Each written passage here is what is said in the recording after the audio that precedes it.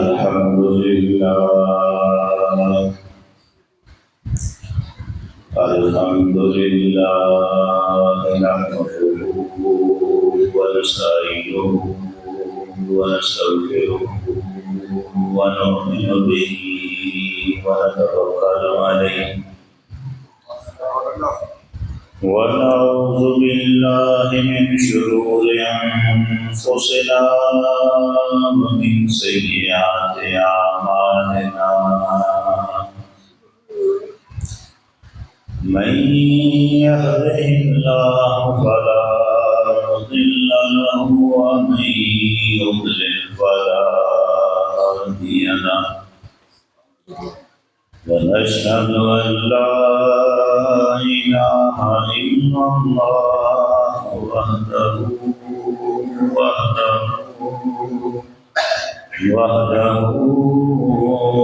لا شريك له ونشهد أن سيدنا وسندنا ونبينا وشفيعنا وحبيبنا وطبيبنا وقريبنا ورؤوفنا ورحيمنا وكريمنا وعظيمنا وغوثنا وقيسنا وملجأنا ومأوانا ونورنا وسرورنا وحضورنا وقرة أعيننا ودافع بلائنا وراحة قلوبنا وآلنا وأولنا ومولانا محمدا عبده ورسوله صلى الله عليه وعلى آله وأصحابه وأولاده وأزواجه وذريته وأهل بيته وأطهاره وأنصاره وأشيائه ومحبيه وأولياء أمته وأمته وعلينا معهم أجمعين أما بعد فأعوذ بالله من الشيطان الرجيم بسم الله الرحمن الرحيم قال الله تبارك وتعالى في شأن حبيبه مخبرا وآمرا إن الله وملائكته يصلون على النبي يا أيها الذين آمنوا صلوا عليه وسلموا تسليما الصلاة والسلام عليك يا سيدي يا رسول الله وعلى آلك وأصحابك يا حبيب الله الصلاة والسلام عليك يا سيدي يا رسول الله وعلى آلك وأصحابك يا حبيب الله۔ سب تعریفیں اللہ جل شانہ وحدہ لا شریک کے لیے، جس نے اپنی قدرت کاملہ سے اس کائنات کو حضور نبی کریم صلی اللہ علیہ وآلہ وسلم کے عرفان کی خاطر پیدا فرمایا۔ بے شمار درود حضور نبی کریم صلی اللہ علیہ وآلہ وسلم کی ذات اقدس کی خاطر، جن کی ذات اقدس اس کائنات کی تخلیق کا باعث ہے۔ حاضرین محترم، اللہ جل شانہ اس کائنات کا واحد خالق، واحد مالک، واحد مدبر، واحد انتظام چلانے والا اور واحد رب ہے۔ اس کی اس خدائی میں کوئی اس کا شریک نہیں ہے۔ وہی سب کو ساری طاقتیں عطا فرمانے والا ہے، وہی سب کو سارے اختیارات دینے والا ہے۔ وہ اپنے محبوب بندوں کو بھی طاقتیں عطا کرتا ہے اور اپنے محبوب بندوں کے امتحان کے لیے اپنے دشمنوں کو بھی طاقتیں عطا کرتا ہے۔ پروردگار عالم اپنے محبوب بندوں کو بھی طاقتیں عطا کرتا ہے اور اپنے بندوں کے امتحان کے لیے اپنے دشمنوں کو بھی طاقتیں عطا کرتا ہے۔ خدا قدوس نے اس ساری انسانیت کو آزمائش کے لیے پیدا فرمایا اور اس آزمائش میں اپنے سب سے بڑے دشمن شیطان کو خدا قدوس نے بہت ساری طاقتیں عطا فرمائی۔ شیطان خدا کا دشمن اس اعتبار سے نہیں ہے کہ وہ کوئی خدا کے برابر مقابلے میں کھڑا ہے، برابری کا لیول نہیں ہے۔ یہاں معیار یہ نہیں ہے کہ دونوں دشمن ایک برابر کے، بلکہ یہ تو اس کی مخلوق میں سے ایک چھوٹی سی شے ہے، شیطان جسے کہتے ہیں۔ لیکن جب اس نے سمجھا کہ میں بہت بڑا ہوں تو پھر پروردگار عالم نے اس کے خیال کے تحت اسے طاقتیں دی۔ ان طاقتوں کو استعمال کر اور میری دشمنی میں جہاں تک جا سکتا ہے مجھے جانے دیا۔ یہ اس کے برابر کا دشمن نہیں ہے مگر دشمن ہے۔ بات یہاں سے شروع ہوئی تھی کہ اس شیطان نے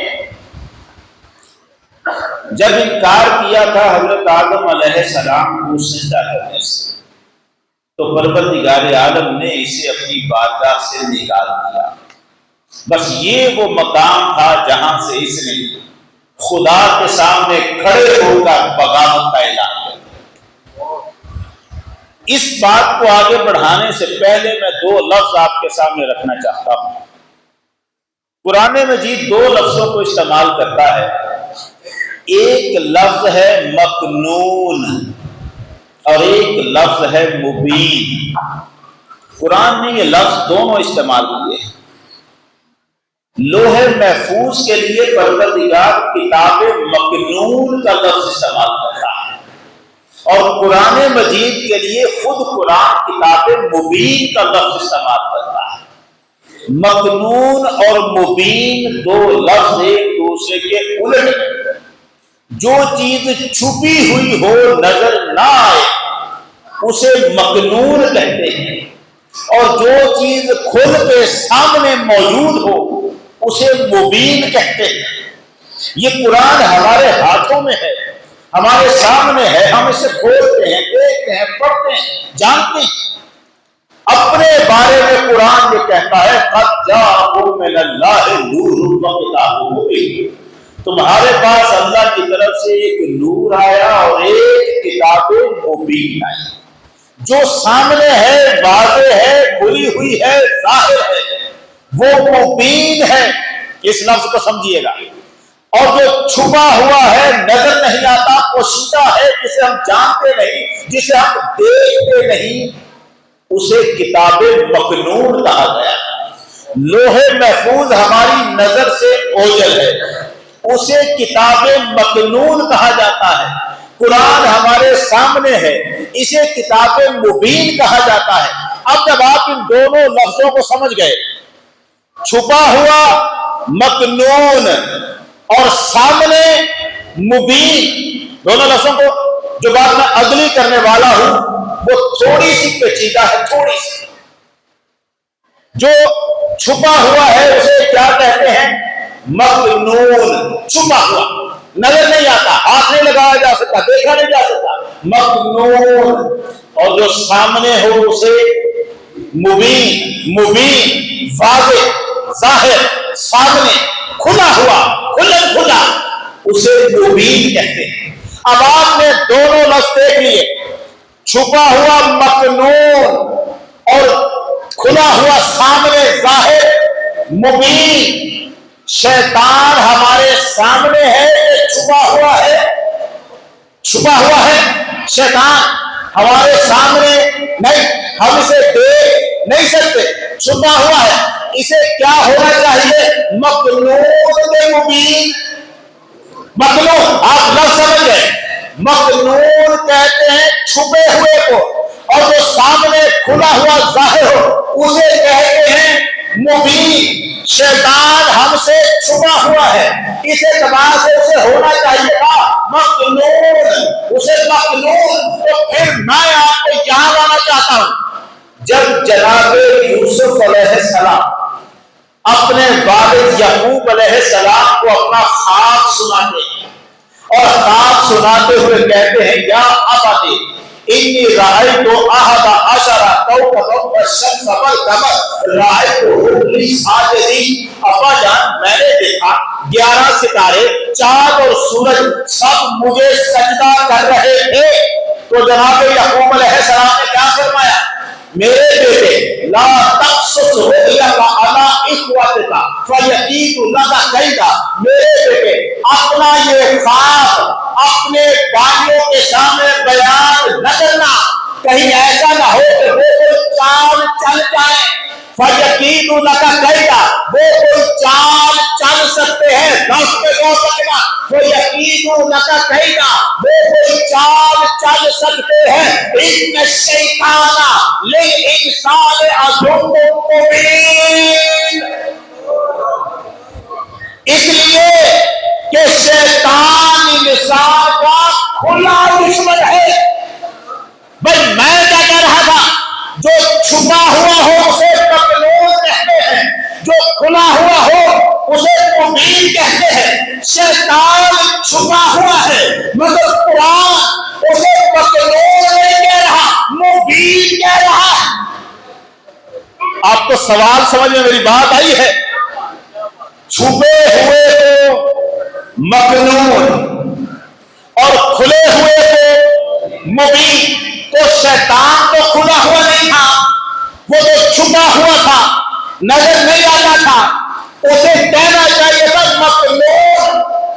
یہ تمہارا چھپا ہوا دشمن ہے، قرآن کہتا یہ تمہارا چھپا ہوا دشمن ہے، اس سے بچنا، یہ تمہارا چھپا ہوا۔ قرآن نے یہ نہیں کہا یہ تمہارا چھپا ہوا دشمن ہے، قرآن کہتا ہے یہ تمہارا کھلا دشمن ہے، یہ تمہارا کھلا دشمن ہے، یہ مکنون نہیں مبین ہے۔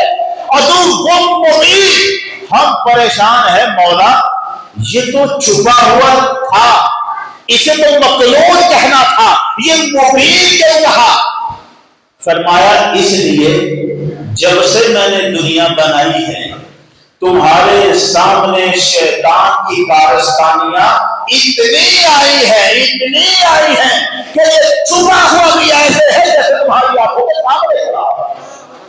اس کے کرتوت جو اس نے کیے ہیں، فریب جو اس نے دیے ہیں، فراڈ جو اس نے کیے ہیں، دھوکے جو اس نے دیے ہیں، دنیا کو جو گمراہ کیا ہے تمہاری نظر سے چھپا رہ کر بھی چھپا ہوا خدا اتنا کھل کے دشمنی کرتا ہے، تمہارے سامنے دشمنی کر رہا ہوتا ہے، تمہیں پتا ہوتا ہے اس وقت شیطان تمہارے سامنے آ چکا ہے، مگر تم وہی کیے جاتے ہو جو یہ کہتا جا رہا ہوتا ہے۔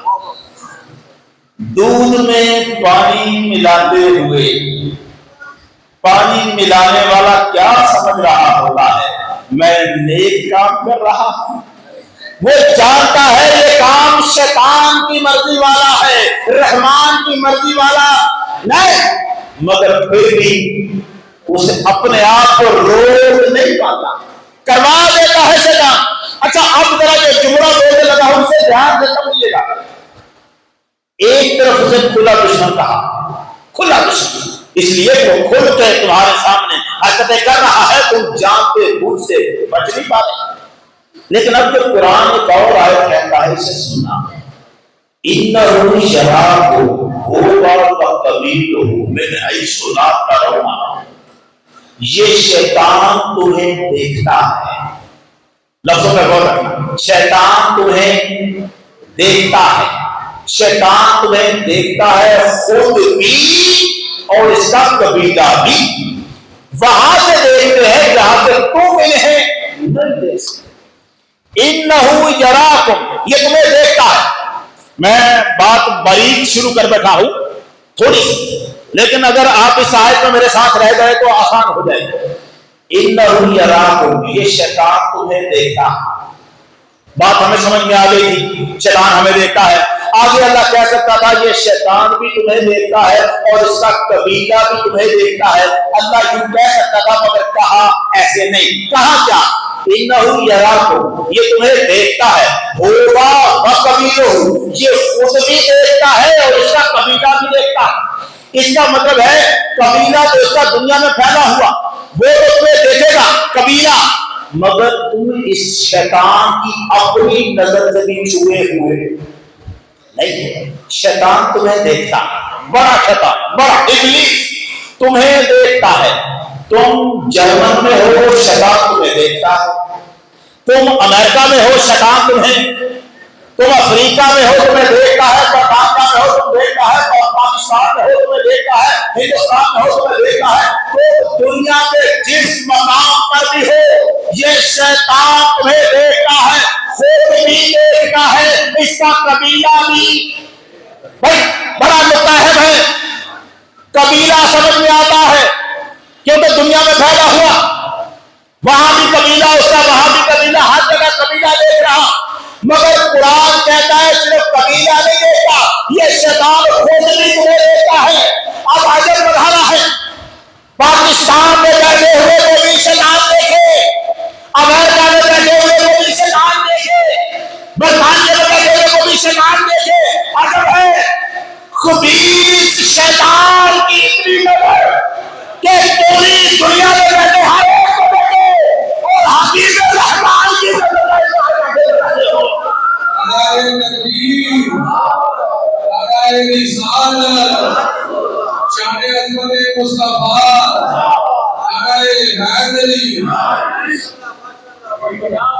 بات کو سمجھنا ذرا، قرآن کیا کہہ رہا ہے۔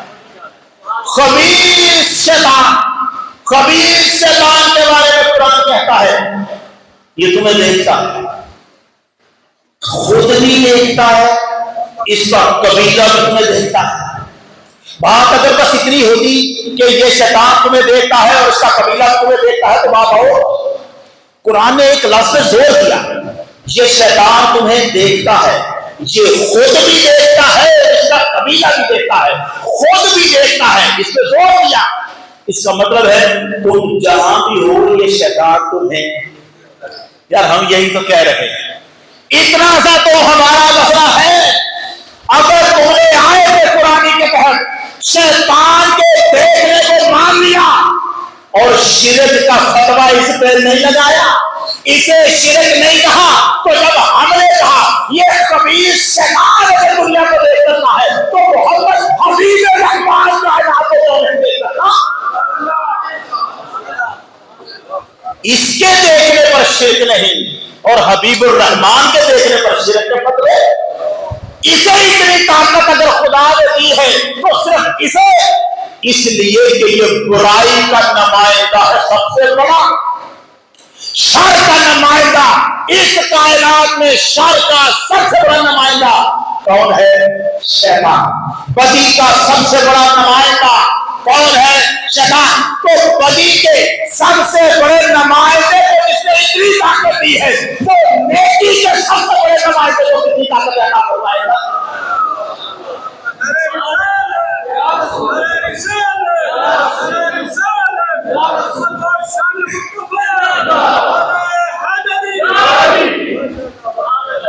وہ شر کا نمائندہ ہے شیطان سب سے بڑا، اور محبت خیر کے نمائندے ہیں سب سے بڑے۔ آدم سے لے کے عیسیٰ تک جتنے خیر کے نمائندے تھے سر جھکائے محبت کے سامنے کھڑے، کیونکہ خیر کا سب سے بڑا نمائندہ محبت عربی ہے۔ تو خدا نے شر کے سب سے بڑے نمائندے کو یہ نظر دی ہے، تو خیر کے سب سے بڑے نمائندے کو بھی تو نظر دے گا۔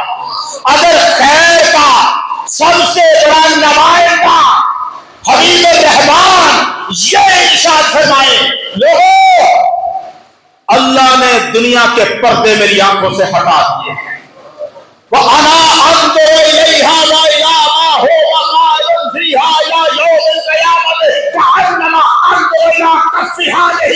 میں اس دنیا کو بھی دیکھتا ہوں اور قیامت تک اس دنیا میں جو کچھ ہونے والا ہے میں سب کو ایسے دیکھتا ہوں جیسے ہاتھ کی ہتھیلی کو دیکھا۔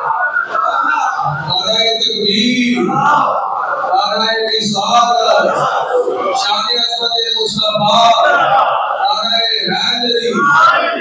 آپ سمجھ گئے؟ اچھا یہ بات درمیان میں آئی تھی خیر کے نمائندے، ہم پلٹ کے چل رہے ہیں اسی شر کے نمائندے کا۔ اللہ نے اپنے محبوب بندوں کو بھی طاقتیں دی اور محبوب بندوں کو امتحان میں ڈالنے کے لیے دشمنوں کو بھی طاقتیں دی۔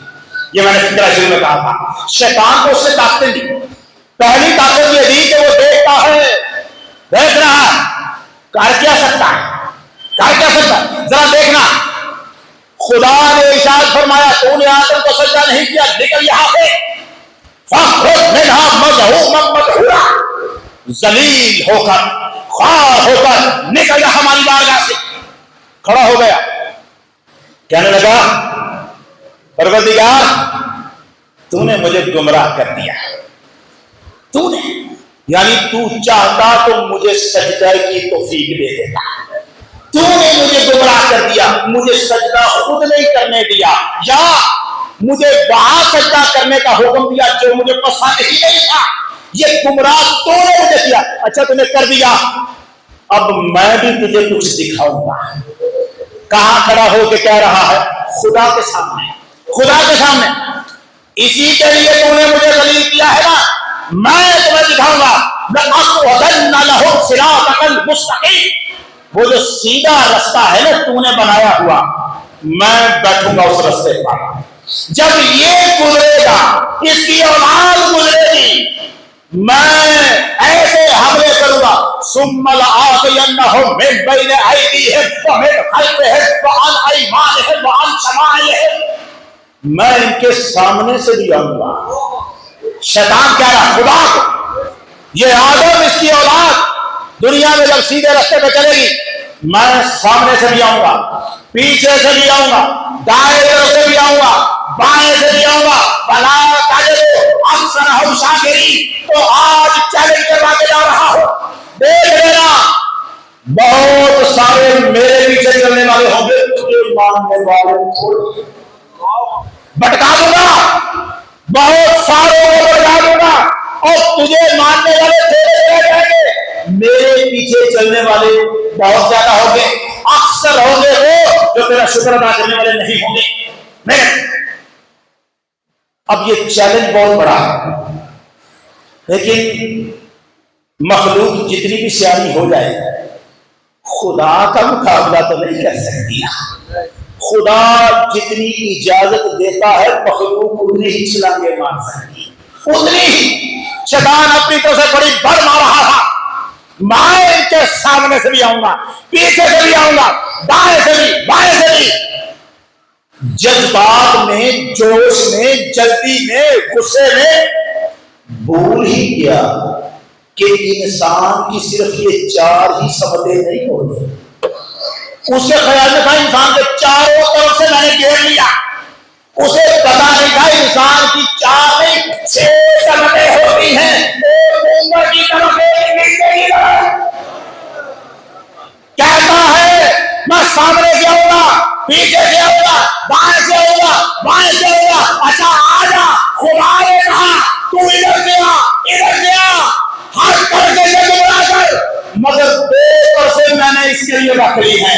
जब ये दुआ के लिए हाथ उठाएगा और जब ये मेरे सामने संकट में गिर जाएगा, तेरा जोर उसके पर नहीं चलेगा।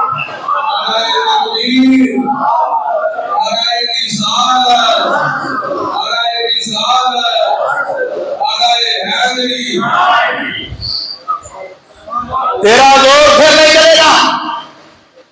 मैंने इसके लिए 2 समतें खाली रखी है, उधर से तू नहीं आ सकता। हाथ दुआ के लिए उठा दे ऊपर की तरफ से। मैं अपने कर्म और इसके हाथों के दरमियान तुझे नहीं आने दूंगा।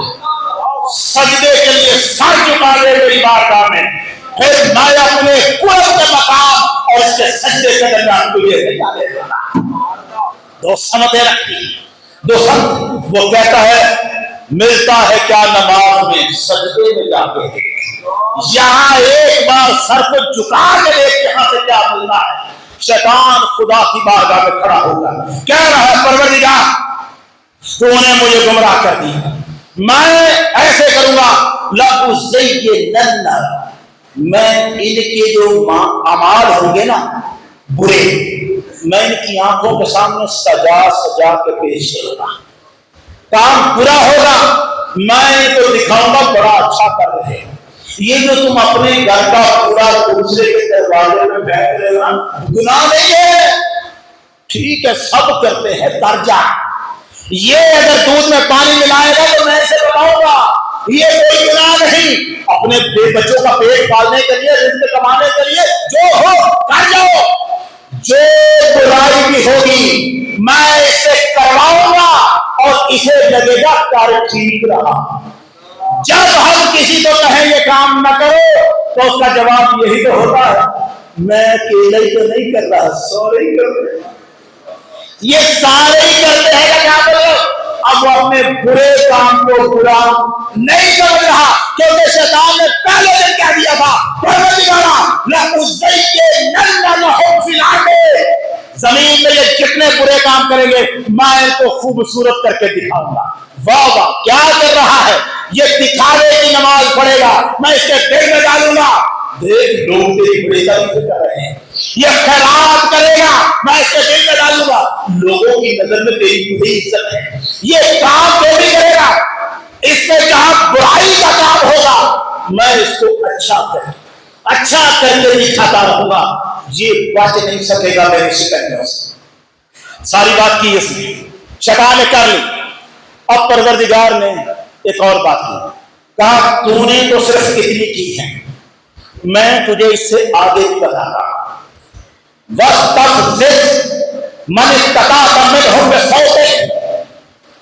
मैं तेरी आवाज के अंदर एक ताकत रखता हूं जो गुमराही की ताकत है, गुमराह कर सकती है।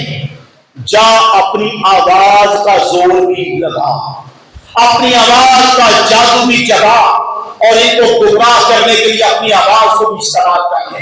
वो आज ले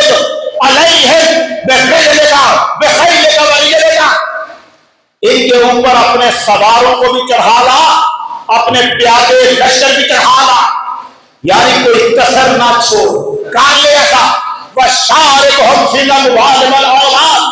ये मालो दौलत कमाए या खर्च करे, तू साथ हिस्सेदार बन जा, इनके माल कमाने में भी हिस्सेदार बन जा, माल खर्च करने में भी हिस्सेदार बन जा। बना हुआ है माल कमाते हुए। जब बंदा हराम कमा रहा होता है, बंदा यही सोचता है میں فنکاری کر رہا ہوں، اصل میں اس کے ساتھ شیطان ساتھ مل کر یہ پارٹنرشپ میں کاروبار ہو رہا ہوتا ہے۔ اللہ کہتا ہے تو جو کمائیاں کر رہا ہے تیرا پارٹنر شیطان بھی ساتھ بیٹھا ہوا ہے، تو ان کے مال میں حصے دار بن۔ صرف مال کمانے میں نہیں، خرچ کرنے میں بھی، خرچ کرنے میں بھی۔ جانتے ہیں یہ خرچ کرنے میں کہاں کہاں حصے دار بنا ہوا ہے؟ جس وقت ہم تبائے سے ناچنے والے یوں کر کے ان کے اوپر پیسہ پھینکتے ہیں، حرام کا پیسہ یوں کر کے ہم لٹا رہے ہوتے ہیں ناچنے والوں پر، اس وقت شیطان ہمارے مال میں حصے دار بن کے بیٹھا ہوا ہے، وہ بھی ساتھ ہوتا ہے۔ اور قرآن نے کہا فی الاموال والاولاد، مال میں بھی حصے دار بن جا، اولاد میں بھی بن۔ نازک بات ہے، ان کے مال میں بھی حصے دار بن، ان کی اولاد میں بھی حصے دار بن۔ اب سوال یہ ہے اولاد میں کیسے حصے دار بنے گا؟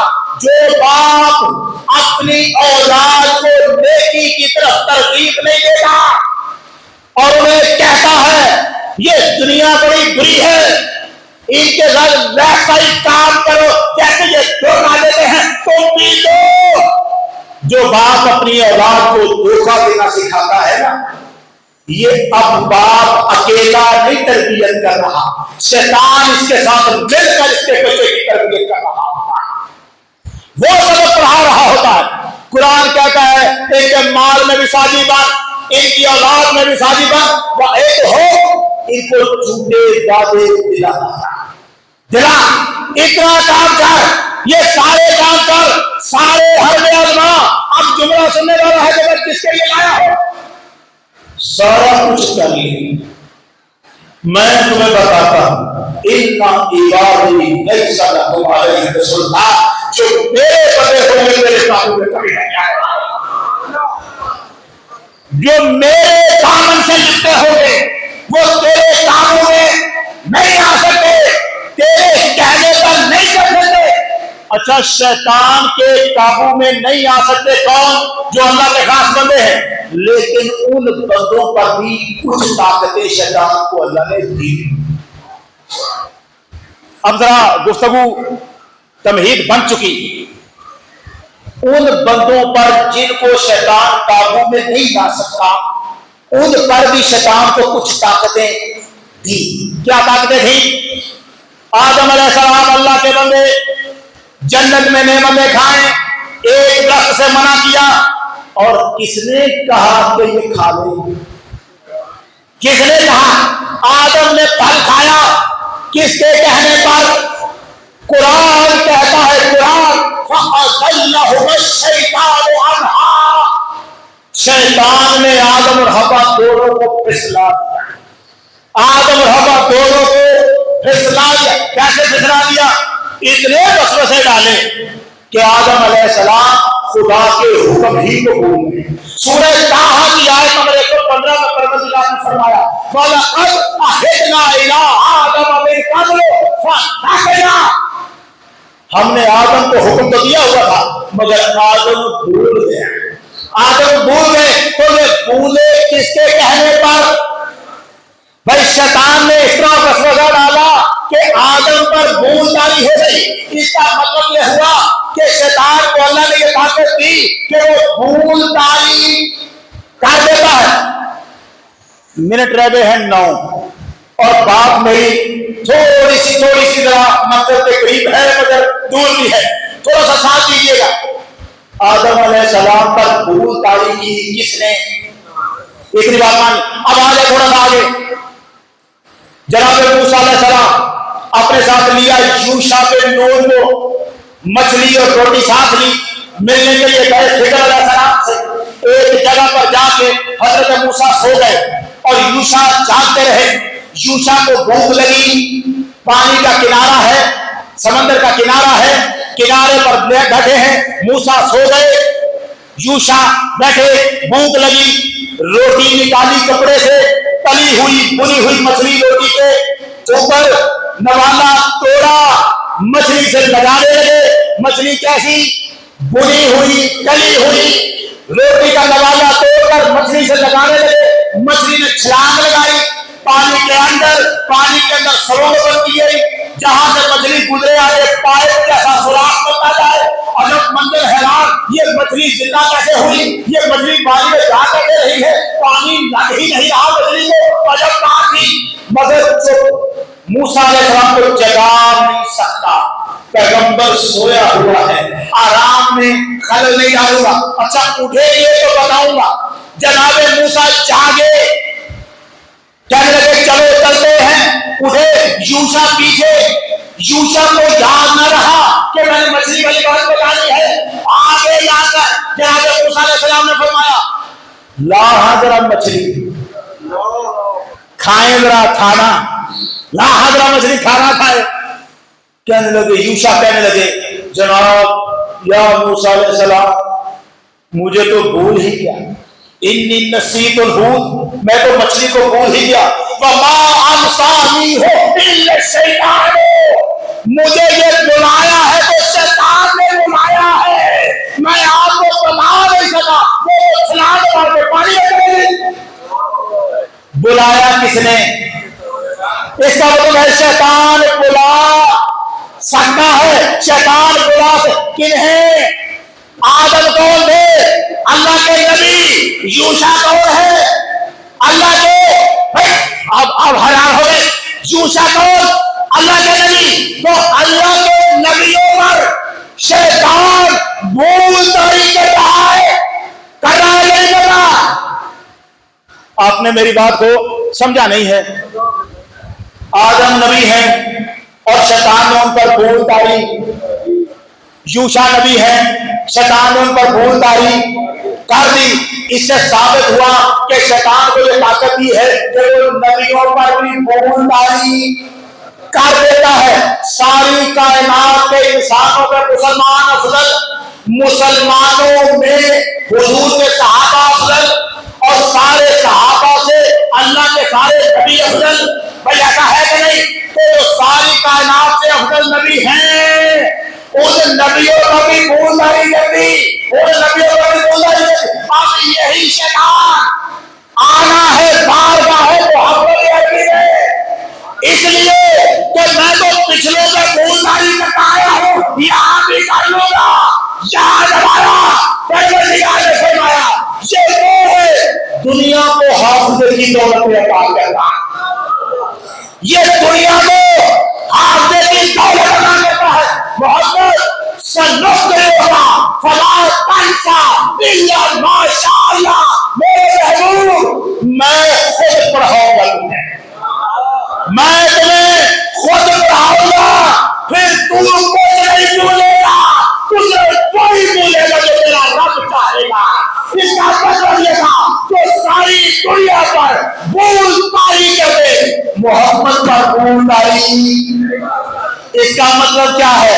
عام انسان کہے محمد ہم جیسے ہیں، ارے نادان تو کچھ بھی نہیں ہے، یہاں تو اللہ کے نبی بھی محمد جیسے نہیں ہے۔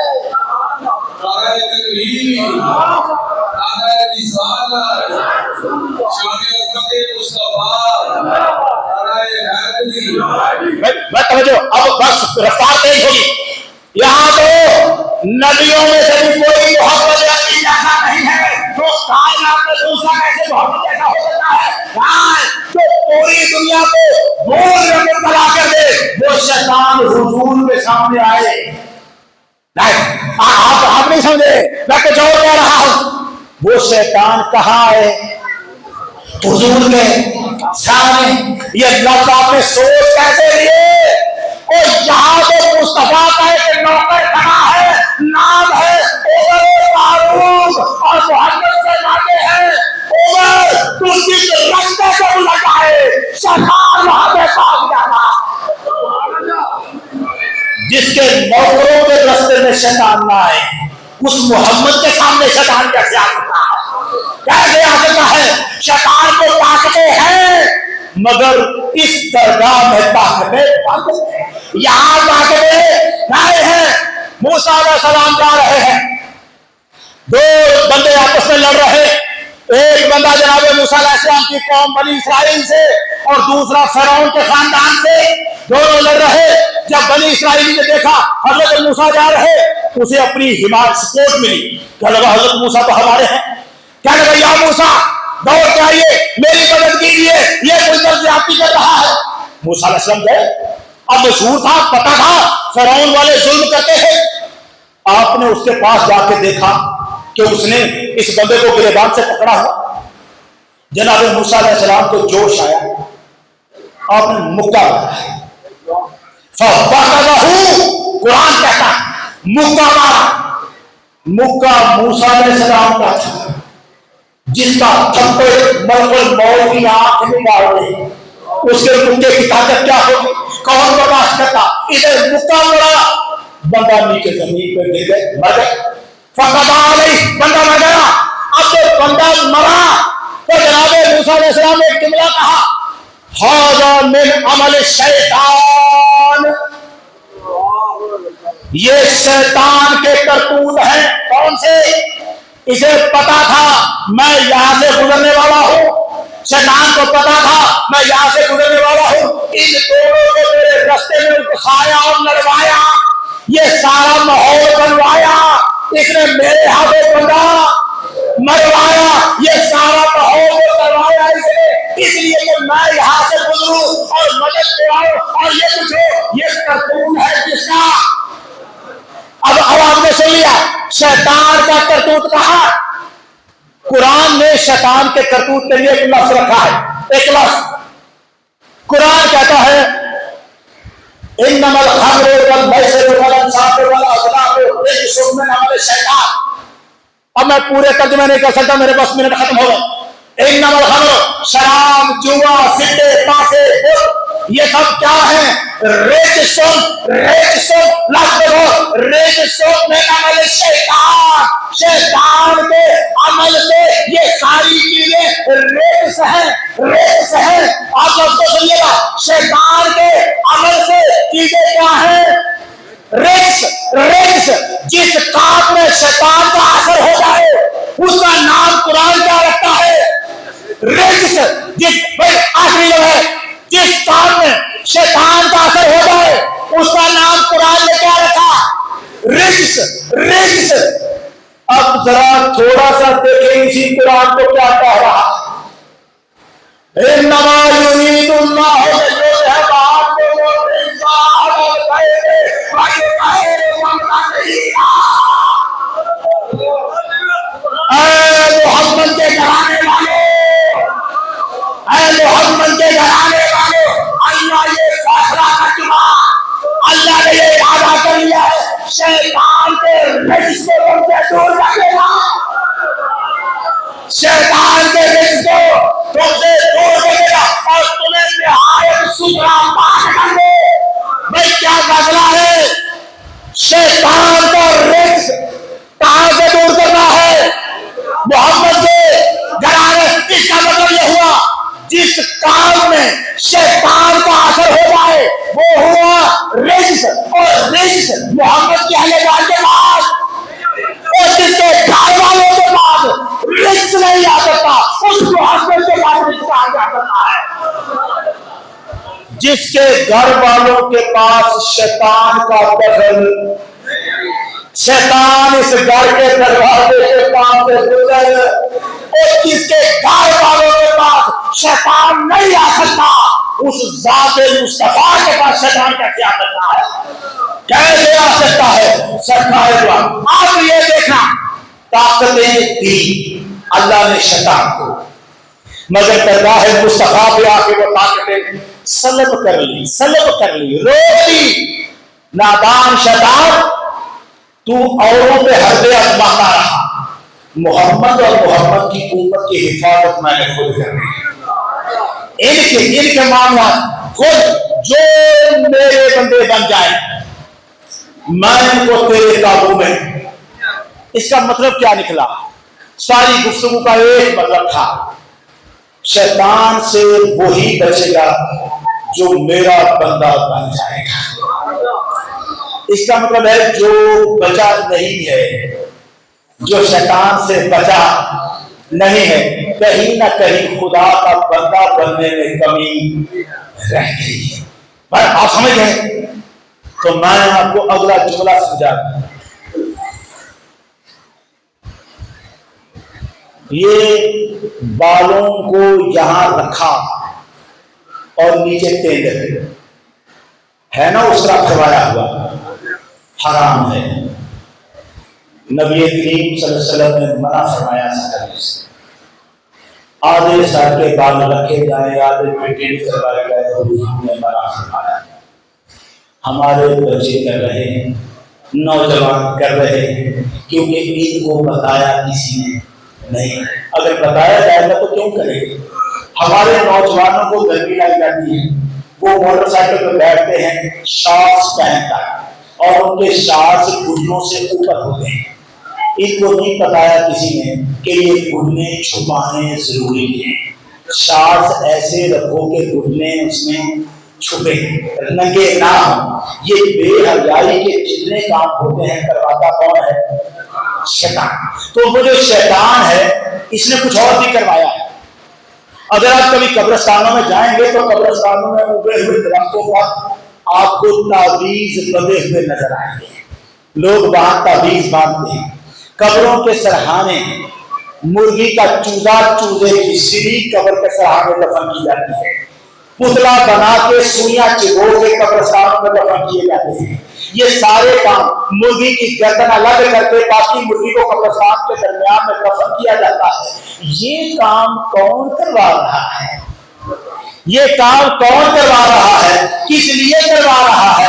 اس کا مطلب ہے یہاں شیطان حکومت کر رہا ہے، اپنا راج جما رہا ہے، ان سے کروا رہا ہے جو سمجھتے ہیں کہ ہم خدا کے بندے ہیں مگر حقیقت میں بندہ بننے میں کسر رہ گئی ہوئی ہے، جنہیں خدا کے دامن سے نکلنا نہیں آیا، پھر وہ عاملوں نجومیوں کے پاس چلے گئے اور مشکلات کا حل کروانے اور لوگوں کے گھر پر باہر کرنے کے لیے، یہ دوسروں پر جادو ٹونا کالا کروانے کے لیے یہ چل گئے، اس لیے کہ یہ خدا کے بندے پوری طرح نہیں بن سکے۔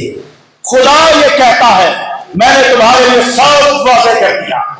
محمد عربی نے ایک طریقہ کر کے دکھایا۔ مجھے اتنا بتاؤ، شیطان حضور کے قریب آ سکتا تھا؟ جن کے گھر سے دور ہے وہاں کچھ کر سکتا تھا؟ تو کیا ضرورت تھی مصطفیٰ کریم کو ہر رات سونے سے پہلے آخری 2 سورتیں قرآن کی 3 بار پڑھ کر ہاتھوں پہ پھونک مار کے اپنے پورے جسم پہ پھیرنے کی؟ یہ طریقہ بتا رہے تھے اپنی امت کو۔ میں تمہیں بتا رہا ہوں سونے سے پہلے یوں کر لیا کرو، پوری رات خدا کے فرشتے تمہارا پہرا دیں گے، شیطان تم پر کوئی اثر نہیں کر سکے گا۔